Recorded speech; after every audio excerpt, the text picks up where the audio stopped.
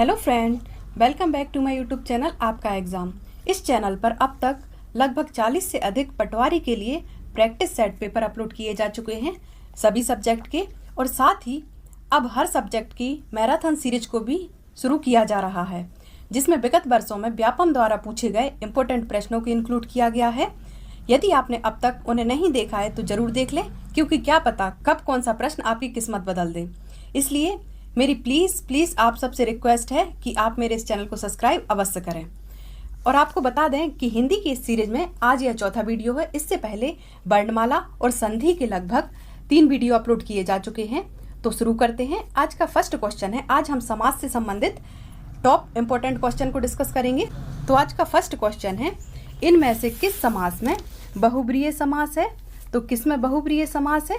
तो यहाँ पंकज में बहुब्रीहि समास है, क्योंकि पंकज का अर्थ होता है पंख में जन्मा हुआ, अर्थात पंख का अर्थ होता है कीचड़, तो कीचड़ में जन्मा हुआ, और इसका अर्थ क्या निकलेगा? कमल। कमल को क्या बोलते हैं? पंकज। तो कीचड़ में जन्मा हुआ या पंख में जन्मा हुआ उसे कहते हैं कमल। और बहुब्रीहि समास में क्या होता है, इसका कोई भी पद प्रधान नहीं होता है, इसका कुछ अलग ही अर्थ निकलता है। जबकि यहाँ अन्य ऑप्शन देख ले, जैसे कि कमल नयन, तो कमल के समान नयन, तो यहाँ पे आपका कर्मधारय समास हो जाएगा। कर्मधारय समास होता है यहाँ पर विशेषण और विशेष से होता है, या फिर एक वस्तु की तुलना दूसरे से की जाती है। दूसरा देखें, जैसे राजकुमार, तो राजा का कुमार, तो यहाँ पे कौन सा? यहाँ पे आपका संबंध तत्पुरुष समास होगा। कौन सा? तत्पुरुष समास होगा। तो इसका राइट आंसर क्या हो जाएगा? बहुब्रीहि समास कौन सा है? तो पंकज इसका राइट आंसर हो जाएगा। नेक्स्ट क्वेश्चन है, इनमें से कौन सा उदाहरण द्वंद्व समास का नहीं है? तो यहाँ पे नहीं है पूछा गया है। साथियों, क्या होता है, कभी कभी जल्दबाजी में हम लोग पूरा प्रश्न नहीं पढ़ते हैं और आंसर टिक कर देते हैं। जैसे कि यहाँ पे द्वंद्व समास लिखा है, तो कुछ स्टूडेंट क्या करते हैं, सीधा द्वंद्व समास देखा और पहला ऑप्शन देखा सीताराम और टिक करके आगे बढ़ गए। तो आपको प्रश्न बहुत ध्यान से पढ़ना है। क्वेश्चन क्या है कि द्वंद्व समास नहीं है। तो यहाँ पे देखेंगे, जैसे कि राम सीता, तो राम सीता तो यहाँ द्वंद्व समास है। माता पिता, यह भी द्वंद्व समास है। रात दिन, यह भी द्वंद्व समास है। जबकि डी ऑप्शन है दशापति, तो यह द्वंद्व समास नहीं है। द्वंद्व समास में क्या होता है कि यहाँ पे दोनों पद प्रधान होते हैं। क्या होता है? दोनों पद प्रधान होते हैं। जैसे कि 3 ऑप्शन में देखा, यहाँ दशापति का कोई आपस में संबंध नहीं है, इसलिए द्वंद्व समास यही नहीं है। नेक्स्ट क्वेश्चन है, राजपुत्र में कौन सा समास है? तो राजपुत्र में तत्पुरुष समास है, क्योंकि राजपुत्र का समास विग्रह करेंगे तो क्या आएगा? राजा का पुत्र आएगा। क्या? राजा का पुत्र। और यहाँ पे का विभक्ति का विलोप हुआ है, इसलिए यहाँ तत्पुरुष समास होगा। आपको बता दें कि जो द्वंद्व समास है उसके दोनों पद प्रधान होते हैं, जबकि बहुब्रीहि समास का कोई भी पद प्रधान नहीं होता है, और अव्ययी भाव समास का प्रथम पद प्रधान होता है। तो आप 3 समास याद रखिए। उनके अलावा जो 3 बचे हुए समास हैं उन तीनों के अंतिम पद या उत्तर पद प्रधान होता है। तो यहाँ से भी इंडिविजुअल क्वेश्चन पूछे जाते हैं। नेक्स्ट क्वेश्चन है, वीणा पाणी में कौन सा समास है? तो यहाँ वीणा पाणी में बहुब्रीहि समास है, क्योंकि यहाँ पे तीसरा ही अर्थ निकल रहा है। वीणा पाणी का अर्थ होता है माँ सरस्वती। यदि इसका समास विग्रह करेंगे तो क्या आएगा? वीणा है पाणी में जिसके, पाणी का अर्थ होता है हाथ। क्या होता है? हाथ। तो इसका समास विग्रह होगा वीणा है पाणी में जिसके, तो मतलब माँ सरस्वती के बारे में बात की गई है, इसलिए यहाँ बहुब्रीहि समास होगा। नेक्स्ट क्वेश्चन है, चंद्रमौली शब्द किस समास से बना है? तो चंद्रमौली है, जो चंद्र है मौली में जिसके, मौली का अर्थ होता है मस्तिष्क या माथा, तो किसके माथे पर चंद्र विराजित है? तो भगवान शंकर के। तो इसका राइट आंसर बहुब्रीहि समास होगा, क्योंकि इसमें दोनों ही पद प्रधान नहीं है बल्कि कोई तीसरा ही अर्थ दे रहे हैं। तो चंद्र है मौली जिसके, मतलब भगवान शंकर के बारे में बात हो रही है, इसका राइट आंसर बहुब्रीहि समास हो जाएगा। नेक्स्ट क्वेश्चन है, द्वंद्व समास होता है, तो द्वंद्व समास ऐसा समास होता है जिसके सभी पद या दोनों पद प्रधान हो, वो द्वंद्व समास होता है। जैसे माता पिता, दिन रात, दाल चावल, यह आपका द्वंद्व समास हो जाएगा। और जिसका पूर्व पद प्रधान हो वो अव्ययी भाव समास होता है। कौन सा? अव्ययी भाव। और जिसके दोनों पद प्रधान हो वो द्वंद्व समास, और जिसके दोनों ही पद प्रधान ना हो वो बहुब्रीहि समास कहलाता है। मतलब कोई अलग ही अर्थ दे, जैसे कि चंद्रमौली हो गया, पीताम्बर हो गया, मतलब श्री कृष्ण। इसके अलावा जो 3 आपके समास हैं उनके उत्तर पद या अंतिम पद प्रधान होते हैं, अभी आपको बताया। नेक्स्ट क्वेश्चन है, कौन सा शब्द तत्पुरुष समास का उदाहरण नहीं है? तो यहाँ पे नहीं है पूछा गया है। यहाँ पे देखेंगे तो जैसे यहाँ गगन चुंबी है, तो गगन को चूमने वाला, तो यहाँ पे भी तत्पुरुष है क्योंकि को आ रहा है, यहाँ पे को विभक्ति आ रही है। पद दलित, पद से दलित, तो यहाँ पे भी सा विभक्ति आ रही है से, तो यहाँ पे भी तत्पुरुष समास होगा। बलहीन, तो बल से हीन, तो यहाँ पे भी तत्पुरुष समास होगा। और डी जो ऑप्शन है खान पान मतलब खाना और पीना, तो यहाँ आपका द्वंद्व समास होगा, तो यही तत्पुरुष समास का उदाहरण नहीं है। कौन सा? खाना और पीना। नेक्स्ट क्वेश्चन है यहाँ पे निशाचर में कौन सा समास है, तो यहाँ निशाचर का पूछा गया है। निशाचर में यहाँ पे आपका बहुब्रीहि समास है, क्योंकि निशाचर का संधि विच्छेद करेंगे तो निशा का अर्थ होता है रात्रि, और रात्रि में विचरण करने वाले को निशाचर कहते हैं। तो रात्रि में जो विचरण करते हैं उसे निशाचर कहते हैं। तो इसका आंसर होगा बहुब्रीहि, क्योंकि निशाचर मतलब होता है राक्षस। तो यह भी आपका तीसरा अर्थ दे रहा है, मतलब इसके दोनों पद प्रधान नहीं है, कुछ अलग ही अर्थ निकल रहा है। तो निशाचर में क्या हो जाएगा? बहुब्रीहि समास। निशाचर का अर्थ होता है राक्षस। नेक्स्ट क्वेश्चन है मुख दर्शन में कौन सा समास है, तो यहाँ मुख दर्शन में पूछा गया है। तो मुख के दर्शन, तो यहाँ पे के आएगा बीच में, और के विभक्ति का यहाँ पे विलोप हो रहा है, तो इसमें क्या आ जाएगा? तत्पुरुष समास आ जाएगा। जहाँ का, के लिए इस प्रकार के शब्द आ जाते हैं वहां पे तत्पुरुष समास हो जाता है। नेक्स्ट क्वेश्चन है पंचवटी में कौन सा समास है, तो पंचवटी इसमें आपका द्विगु समास होगा, क्योंकि द्विगु समास में क्या होता है? जब पहला पद संख्यावाचक हो, जैसे कि तिरंगा, तिरंगा में 3 है, चौराहा में 4 है, पंचवटी में 5 है, दशानन में 10 है, इस प्रकार के जो शब्द आ जाते हैं तो वहां पे द्विगु समास हो जाता है। द्विगु समास में जो पहला पद हमेशा संख्यावाचक होता है। विशेषण और विशेष के योग से कौन सा समास बनता है, तो विशेषण और विशेष के योग से हमेशा कर्मधारय समास बनता है। दोस्तों कर्मधारय समास में क्या होता है? हमेशा तुलना की जाती है, तो यहाँ पे एक विशेषण हो जाता है, दूसरा विशेष हो जाता है, मतलब किसी एक वस्तु की तुलना दूसरे से की जाती है। इसका आपको उदाहरण बता दें कि जितनी भी शायरी हैं या जो सॉन्ग है उसमें इसका प्रयोग किया जाता है। जैसे कि बोलते हैं झील सी आँखें, हिरणी जैसी चाल, कोयल सी तेरी बोली, मतलब जितने भी जो सॉन्ग होते हैं उसमें ज़्यादातर कर्मधारा का समास का प्रयोग किया जाता है, मतलब एक वस्तु की तुलना दूसरे के साथ की जाती है। अब आपको एक जानकारी दे दे साथियों कि इस चैनल पर लगभग 40 से अधिक जो प्रैक्टिस सेट पेपर अपलोड किए जा चुके हैं अलग अलग सब्जेक्ट के, जो आपकी रिवीजन में बहुत ज़्यादा हेल्पफुल होंगे, क्योंकि उसमें लगभग 20 मिनट में 100 प्रश्नों को विथ डिटेल कंप्लीट करने की कोशिश की गई है। तो जबकि आप लोग अदर चैनल पर देखें तो क्या हो रहा है कि 1 घंटे में उनका good morning, good afternoon, good evening he होता रहता है और 10 से 15 प्रश्न करा के चले जाते हैं। इससे आपका 1 घंटे का समय तो बर्बाद हो जाता है। ऐसे में इस परीक्षा की अंतिम घड़ी में आप लोगों को फास्ट रिवीजन की आवश्यकता है।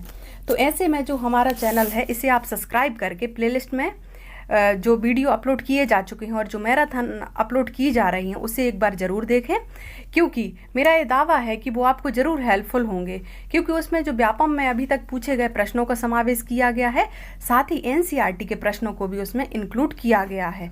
तो इसलिए मेरी आपसे रिक्वेस्ट है कि चैनल को प्लीज़ सब्सक्राइब करें, क्योंकि आपके लिए बहुत बेनिफिशियल होने वाला है। नेक्स्ट क्वेश्चन है 2 या 2 से अधिक शब्दों से मिलकर बने हुए सार्थक शब्दों को क्या कहते हैं, तो 2 या 2 से अधिक शब्दों से मिलकर बने हुए सार्थक शब्दों को समास कहते हैं, क्योंकि इसमें 2 या 2 से अधिक सार्थक पदों या सार्थक शब्दों का ही योग होता है। जबकि संधि में क्या होता है, तो संधि में 2 या 2 से अधिक वर्णों के मेल को हम संधि कहते हैं, जबकि समास क्या होता है, 2 या 2 से अधिक शब्दों या पदों के मेल से समास बनता है। नेक्स्ट क्वेश्चन है आजन्म शब्द का उदाहरण है, तो जो आजन्म है यह आपका अव्ययी भाव का उदाहरण है। आपको बता दें जो अव्ययी भाव समास है इसमें प्रथम पद प्रधान होता है। क्या होता है, प्रथम पद प्रधान होता है।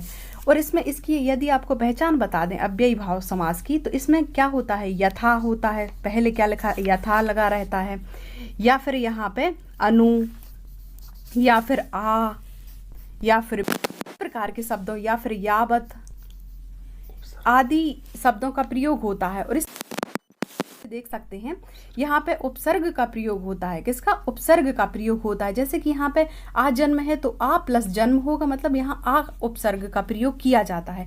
साथ ही यहाँ पे एक पहचान और बता दें, जब 2 वर्णों की आवृत्ति हो जाए, जैसे कि यहाँ दिन दिन तो दिनों दिन, प्रतिदिन, इस प्रकार के शब्दों की यहाँ पे आवृत्ति हो जाए तब भी यहाँ अव्ययी भाव समास होता है। और आपको एक चीज़ और बता दें, जैसे समास आपके 6 टाइप के होते हैं, कितने, 6 प्रकार के होते हैं। इसमें से जो आपके 3 समास हैं उसे बस याद कर लीजिए। क्या होता है, अव्ययी भाव समास में तो आपका प्रथम पद प्रधान होता है, जबकि द्वंद्व समास में आपके दोनों पद प्रधान होते हैं। और यहाँ आपका तीसरा समास है कौन सा, बहुब्रीहि।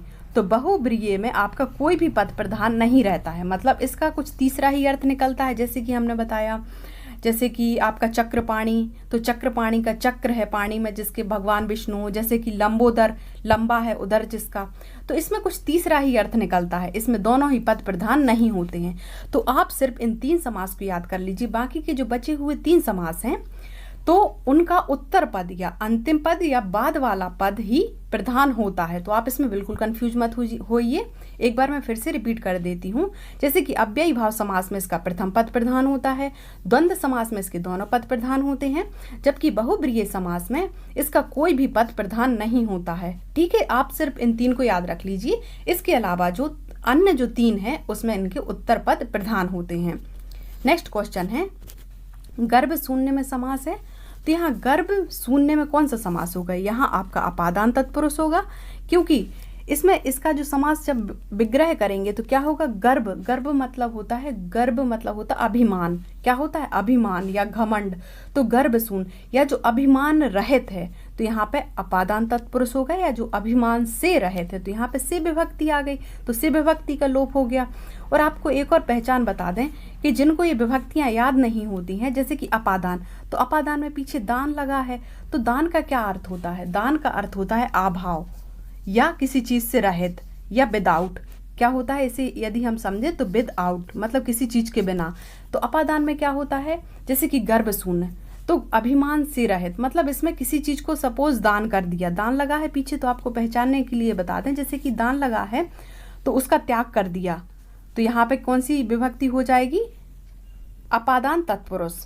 नेक्स्ट क्वेश्चन है, समास के भेद होते हैं, तो समास के कितने भेद होते हैं? समास के टोटल 6 भेद होते हैं, आपको स्क्रीन पे दिख रहे होंगे। नेक्स्ट क्वेश्चन है, यहाँ पे सामासिक पद बनाइए, तो यहाँ पे सामासिक पद नवरात्रियों का एक साथ होना, मतलब 9 रात्रियों का एक साथ होना, तो इसका क्या सामासिक पद बनेगा? नवरात्र। क्या बनेगा? नवरात्रि बनेगा, क्योंकि 9 रात्रियों का समूह। और यह कौन सा समास हो जाएगा? तो यह आपका द्विगु समास हो जाएगा। और द्विगु समास की पहचान क्या होती है? जिसमें पहला पद संख्यावाचक होता है। जैसे कि आपको बताया था, तिरंगा, चौराहा, पंचवटी, इनका पहला शब्द क्या है? संख्यावाचक है।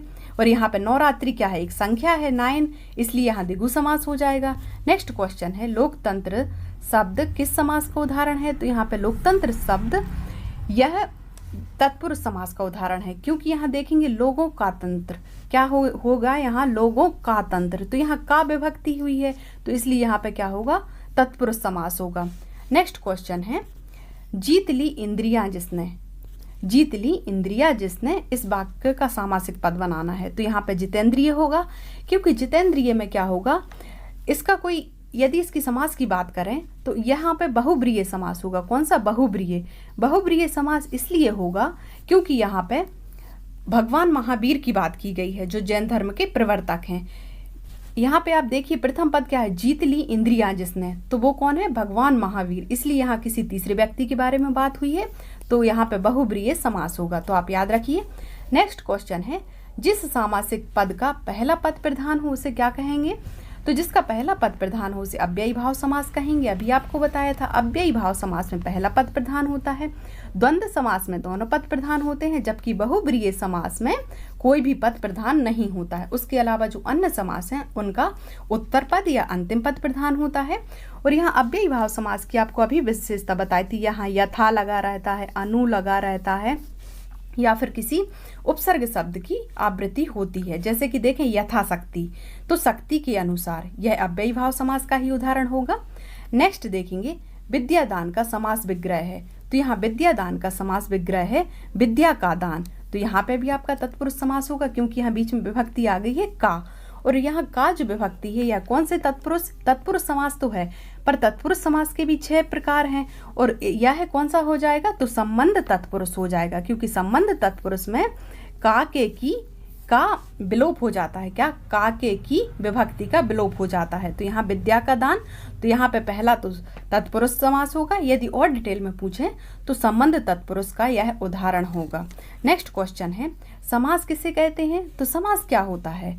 दो पदों के मेल को समास कहते हैं या फिर दो सार्थक शब्दों के मेल को समास कहते हैं, जबकि संधि क्या होता है, दो वर्णों के मेल को संधि कहते हैं।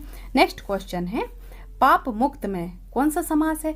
तो यहाँ पाप मुक्त में, यहाँ यदि इसका विग्रह करेंगे तो क्या बनेगा, पाप से मुक्त। तो यहाँ फिर से विभक्ति आ गई, पाप से मुक्त, तो यह आपका अपादान होगा। और अपादान में अभी आपको बताया था कि इसमें किसी चीज का त्याग होता है या किसी चीज से पृथक होने की बात की जाती है।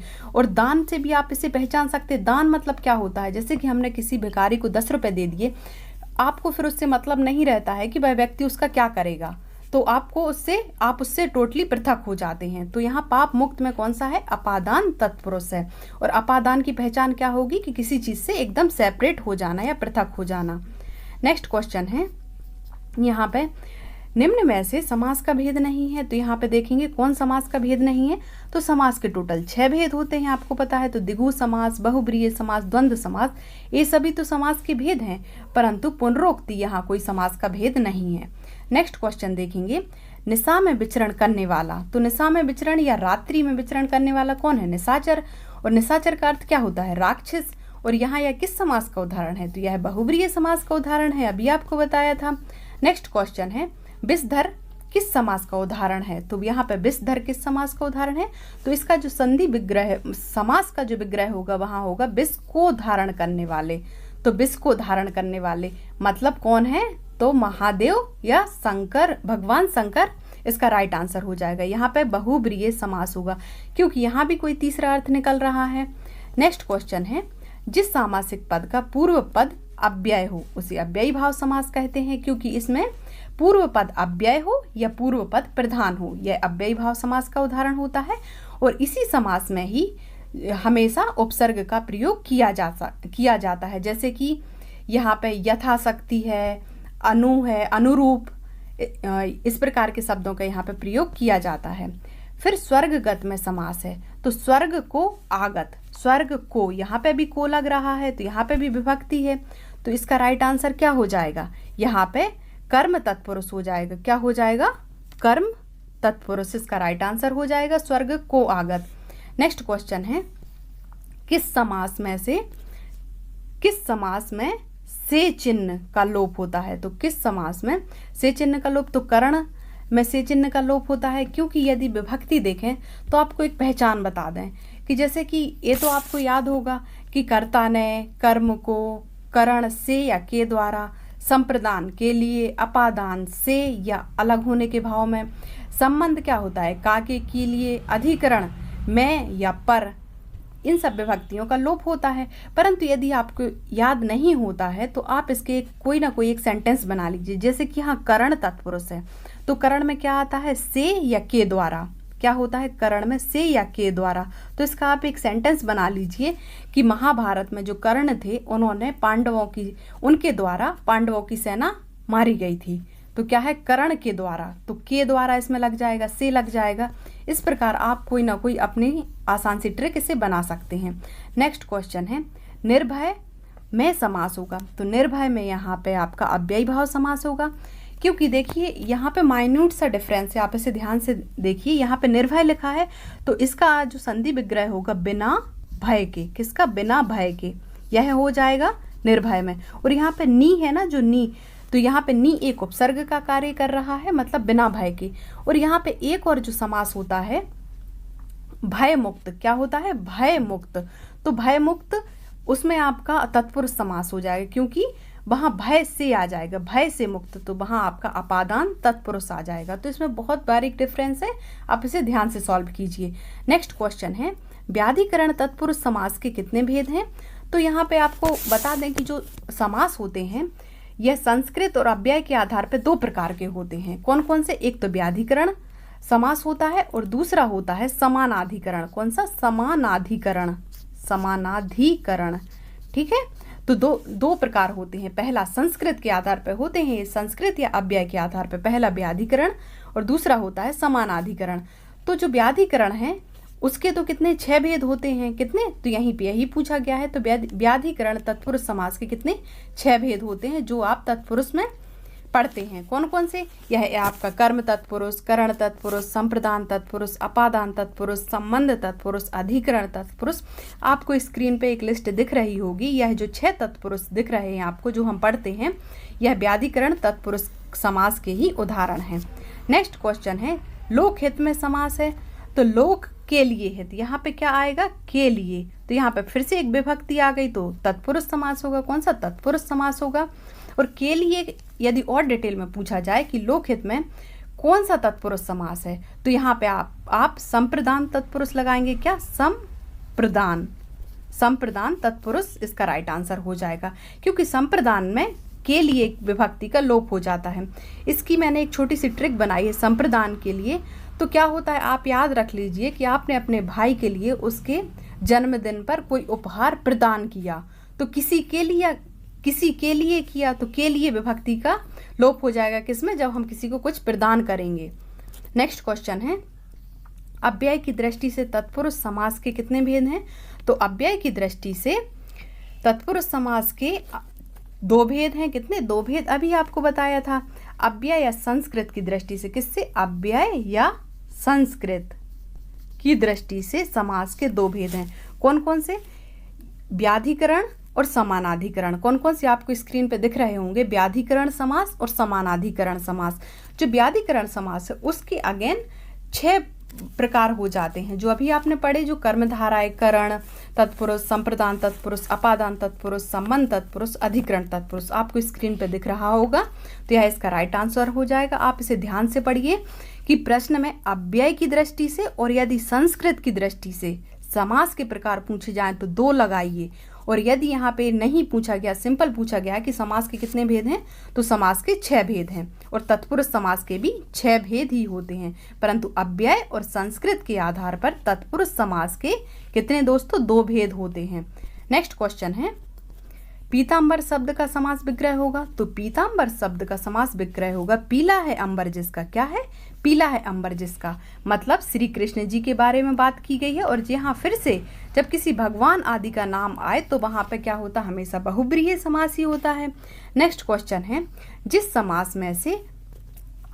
समास में मैं अथवा पर चिन्ह का लोप हो जाता है, तो मैं या पर चिन्ह का लोप हो जाता है, वहां अधिकरण तत्पुरुष होगा, क्योंकि अधिकरण में मैं और पर चिन्ह का लोप हो जाता है। जैसे कि इसमें देखें, रथ सवार, यहाँ पे घुड़सवार, तो यहाँ पे घोड़े पर आ जाएगा। जैसे घुड़सवार में क्या होगा? अधिकरण तत्पुरुष होगा। यदि आप इसका विग्रह करेंगे घुड़सवार का, तो क्या हो जाएगा? घोड़े पर सवार, तो यहाँ पे अधिकरण तत्पुरुष हो जाएगा। इसे याद करने के लिए एक छोटी सी ट्रिक बताते हैं। अधिकरण को आप पढ़ लें अधिकार, तो अधिकार किसी न किसी व्यक्ति या वस्तु पर होता है, तो यहाँ पे अधिकरण तत्पुरुष हो जाएगा।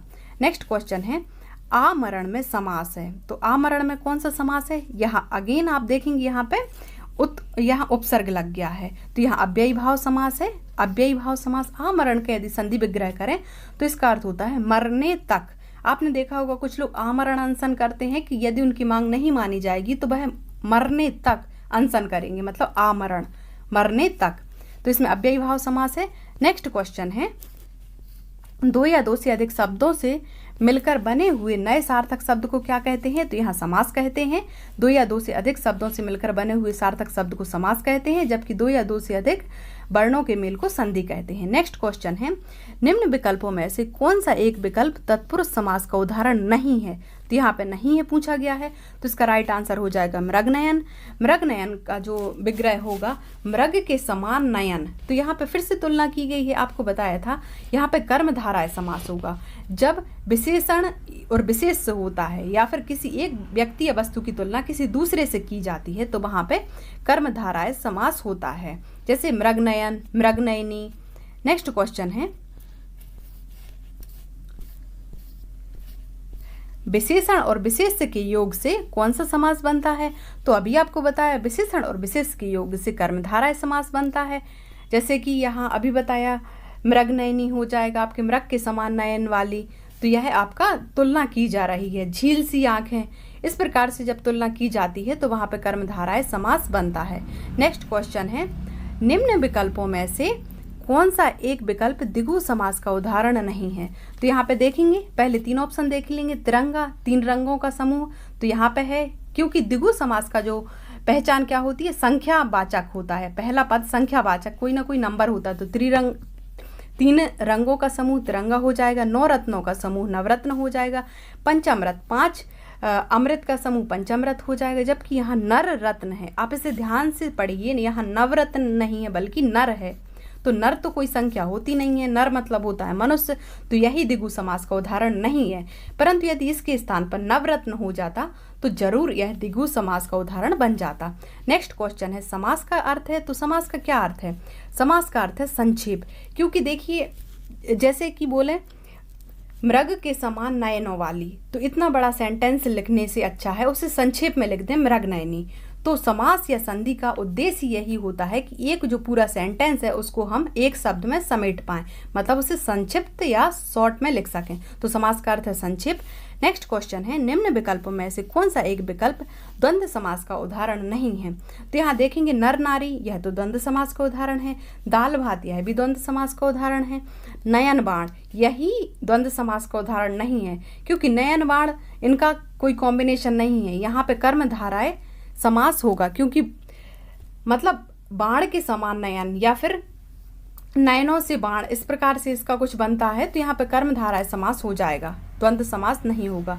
आपका नेक्स्ट क्वेश्चन है, द्वंद्व समास के कितने भेद होते हैं? तो यहाँ द्वंद्व समास के आपके 3 भेद होते हैं। कौन से 3 भेद होते हैं? यहाँ आपको स्क्रीन पे दिख रहा होगा। यह बहुत डीप में यदि क्वेश्चन आएंगे तो इस प्रकार के क्वेश्चन पूछे जाते हैं। यह अदर स्टूडेंट बिल्कुल भी यह सॉल्व नहीं कर पाएंगे, कोई जनरल स्टूडेंट। तो द्वंद्व समास के 3 भेद हैं। कौन कौन से? यहाँ पे स्क्रीन पे आपको दिख रहा होगा। इतरेत्तर द्वंद्व, इतरेत्तर द्वंद्व में क्या होता है, यहाँ पे और आ जाता है, जैसे राजा और रानी। दूसरा है वैकल्पिक द्वंद्व, वैकल्पिक द्वंद्व में बीच में या लग जाता है। जैसे कि आपके वैकल्पिक प्रश्न होते हैं, कोई एक चुनना होता है एमसीक्यू में, तो यहाँ पे सत्य या असत्य, सत्य या फिर असत्य, तो यह वैकल्पिक द्वंद्व का उदाहरण हो जाएगा। और तीसरा है आपका समाहार द्वंद्व। तो समाहार द्वंद्व में किसी समूह शब्दों की बात की जाती है, जैसे दाल और चावल, दाल चावल, यह है आपका समाहार द्वंद्व हो जाएगा। तो द्वंद्व समास के कितने भेद हो जाएंगे? तो 3 भेद हो जाएंगे। आपको स्क्रीन पर दिख रहे होंगे, आप इसका स्क्रीनशॉट भी ले सकते हैं। नेक्स्ट क्वेश्चन है, निम्न विकल्पों में से कौन सा एक विकल्प कर्मधारय समास का उदाहरण नहीं है? तो फिर से अगेन यहाँ पे नहीं पूछा गया है, तो यहाँ पे हम देखेंगे इसका राइट आंसर हो जाएगा पंजाब। यह आपका कर्मधारय समास का उदाहरण नहीं होगा, क्योंकि पंजाब का जो आपका समास विग्रह होगा वहां पे क्या होगा, 5 आबों का समूह। क्या होगा? 5 आबों का समूह। और आब मतलब क्या होता है? आब मतलब होता है 2 नदियों के बीच का स्थान। तो आपको पता है पंजाब है जो 5 नदियों के बीच में बना है, तो यहाँ पे होगा 5 आबों का समूह, मतलब पंजाब। तो यहाँ पे आपका द्विगु समास होगा, क्योंकि यहाँ पे संख्यावाचक आ गया है, 5 आ गया है पहले। बाकी जो अदर ऑप्शन आप देखेंगे तो यहाँ पे आपका कर्मधारय समास होगा, क्योंकि यहाँ तुलना की जा रही है। जैसे क्रोध की तुलना अग्नि से की जा रही है, प्राण प्रिय की तुलना प्राणों से की जा रही है, स्त्री की तुलना धन से की जा रही है। तो आपको अभी बताया था, किसी एक व्यक्ति वस्तु की तुलना किसी दूसरे से की जाती है, तो वहां पे कर्मधारय समास होता है। नेक्स्ट है, चूहा बिल्ली में कौन सा समास है? तो ये तो कोई भी बता देगा, इसमें द्वंद्व समास है, क्योंकि इसमें दोनों पद प्रधान है। नेक्स्ट क्वेश्चन है, किस समास में को विभक्ति चिन्ह का लोप होता है? तो को विभक्ति चिन्ह का लोप आपका कर्म तत्पुरुष में हो जाता है, क्योंकि कर्म तत्पुरुष, एक बार और रिपीट कर दें कि कर्म में क्या होता है, कर्ता ने कर्म को करण में से या के द्वारा का लोप होता है। संप्रदान तत्पुरुष में के लिए विभक्ति का लोप होता है। अपादान में से या अलग होने या पृथक होने के अर्थ में यूज होता है, जैसे कि ऋण मुक्त या ऋण से मुक्त। संबंध तत्पुरुष में क्या होता है? संबंध में वैसे भी आप पहचान जाएंगे, संबंध किससे होता है? का, के, की, मतलब जैसे कि राजा का, राजा की, राजा के, है ना, इस प्रकार से संबंध तत्पुरुष हो जाएगा। अधिकरण में 2 शब्द आते हैं, में या पर, जैसे कि घुड़सवार, घोड़े पर सवार, तो ये अधिकरण तत्पुरुष हो जाएगा। तो आप इसे नोट डाउन कर लीजिए और आप इसे रोज रिवाइज करेंगे तो आपको निश्चित तौर पर याद हो जाएगा। नेक्स्ट क्वेश्चन है, निम्न विकल्पों में कौन सा एक विकल्प अव्ययी भाव समास का उदाहरण है? तो यहाँ पे अव्ययी भाव समास में क्या होता है, हमेशा पहला पद प्रधान होता है और पहले पद में क्या होता है, उपसर्ग का प्रयोग किया जाता है, उपसर्ग का प्रयोग। तो यहाँ पे किस उपसर्ग का प्रयोग किया गया है? बे उपसर्ग का। और बे का अर्थ क्या है? बेकाम का जो समास विग्रह होगा वो होगा बिना काम के। तो अव्ययी भाव समास का कौन सा उदाहरण है? यही बेकाम। नेक्स्ट क्वेश्चन देखेंगे, किस समास में संधि और समास दोनों हैं? तो यहाँ पे जो हिमालय है इसमें संधि और समास दोनों होंगे। देखते हैं कैसे होंगे। यहाँ पे पहले संधि देखें तो संधि क्या बनेगी, हिम प्लस आलय, हिम प्लस आलय। यहाँ पे स्वर संधि है, कौन सी स्वर संधि है? तो यहाँ पे दोस्तों आपकी दीर्घ स्वर संधि हो जाएगी, क्योंकि हिम से आ निकलेगा और आ के कॉम्बिनेशन से दीर्घ स्वर संधि बनती है। तो ये तो आप स्वर संधि हो गई। और दूसरा देखेंगे समास किस प्रकार से होगा। इसका समास जो विग्रह होगा, हिम है आलय जिसका, आलय का अर्थ होता है दोस्तों घर, क्या होता है घर, आलय। तो हिम है आलय जिसका मतलब बर्फ है घर जिसका, तो यहाँ पे यह समास हो जाएगा। तो यहाँ पे दोनों होगा, संधि और समास किस में है? तो हिमालय आपका राइट आंसर हो जाएगा, जहाँ पे आपका स्वर संधि भी है और साथ में समास भी है। नेक्स्ट क्वेश्चन है, निम्न विकल्पों में कौन सा एक विकल्प कर्मधारय समास का उदाहरण है? तो कर्मधारय समास का पहला ही हो जाएगा चंद्रमुख, क्योंकि इसमें आपको बताया था जितने भी शेरो शायरी और गाने हैं इसी में ही तुलना की जाती है और बड़ा चढ़ाकर बताया जाता है। जैसे कि चंद्र के समान मुख है जिसका, तो चंद्रमुख हो जाएगा। जबकि अदर ऑप्शन देखे जैसे पंचतंत्र, तो यहाँ तो 5 आ गया, तो आप द्विगु समास लगा देंगे। दाल भात, इसमें दोनों पद प्रधान है तो द्वंद्व समास आ जाएगा। दानवीर, यहाँ पे आपका दान में वीर, तो यहाँ पे क्या आ जाएगा, यहाँ आपका तत्पुरुष समास आ जाएगा। नेक्स्ट क्वेश्चन है, जब द्वंद्व समास के दोनों पदों पर संज्ञा होती है और इसके सभी पद प्रधान होते हैं, परंतु यहाँ योजक चिन्ह, योजक चिन्ह क्या होता है दोस्तों, इस प्रकार का चिन्ह जैसे कि माता और पिता, डैश करके यहाँ पे पिता लिख दें, तो इस प्रकार का जो बीच में जो चिन्ह होता है इसे योजक चिन्ह कहते हैं। तो वह नहीं लगा रहता, तो वहाँ कौन सा समास होता है? तो वहाँ दोस्तों आपका तत्पुरुष समास होता है। कैसे होता है? जैसे कि आप देखें राजकन्या, तो राजकन्या तो राजा की कन्या, तो यहाँ पे देखा जाए तो एक टाइप से दोनों पद प्रधान है, परंतु बीच में योजक चिन्ह नहीं लगा रहता है, तो यहाँ पे कौन सा तत्पुरुष समास हो जाता है।